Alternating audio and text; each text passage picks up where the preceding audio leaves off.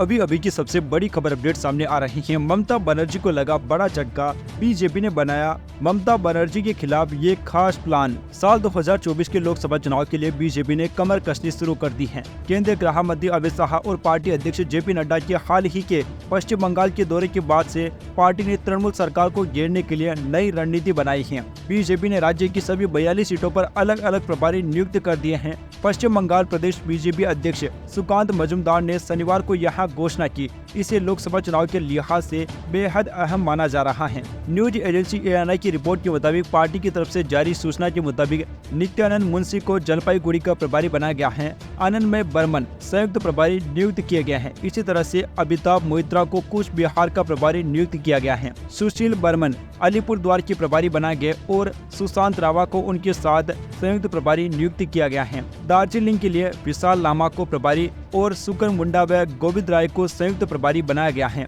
लोकसभा चुनाव से पहले संगठन को मजबूती देने के अभियान में बीजेपी ने ये नियुक्तियां की हैं। आपको बता दें कि 2019 के लोकसभा चुनाव में बीजेपी ने बंगाल में 42 में से 18 सीटों पर जीत दर्ज की थी। हालांकि उसके बाद 2021 के विधानसभा चुनाव में पार्टी को अपेक्षित सफलता नहीं मिली थी और सत्तारूढ़ तृणमूल कांग्रेस ने ही अपना परचम लहराया था। अब जबकि लोकसभा चुनाव नजदीक है तो बीजेपी ने पश्चिम बंगाल को खास वैल्यू दिया है। हाल ही में 26 दिसंबर को केंद्रीय गृह मंत्री अमित शाह और पार्टी अध्यक्ष जेपी नड्डा एक दिवसीय कोलकाता दौरे पर आए थे। उन्होंने पार्टी की कोर कमेटी की बैठक की थी और सभी मोर्चे और IT सेल के पदाधिकारी को विशेष निर्देश दिए थे। शाह ने बंगाल बीजेपी को कम से कम 35 सीटें जीतने का लक्ष्य दिया है। वहीं इंडिया गठबंधन में भी हमें तगड़ी रार देखने को मिल रही है। आपको बता दें कि ममता बनर्जी की पार्टी तृणमूल विपक्षी इंडिया गठबंधन का महत्वपूर्ण हिस्सा है, लेकिन बंगाल में कांग्रेस और वाम दलों के साथ सीट बंटवारे को लेकर उनकी तकरार खत्म नहीं हो रही है। खास बात यह है कि कांग्रेस, माकपा और Trinamool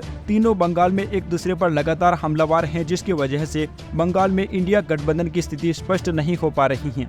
Subscribe now and press the bell icon. Never miss an update.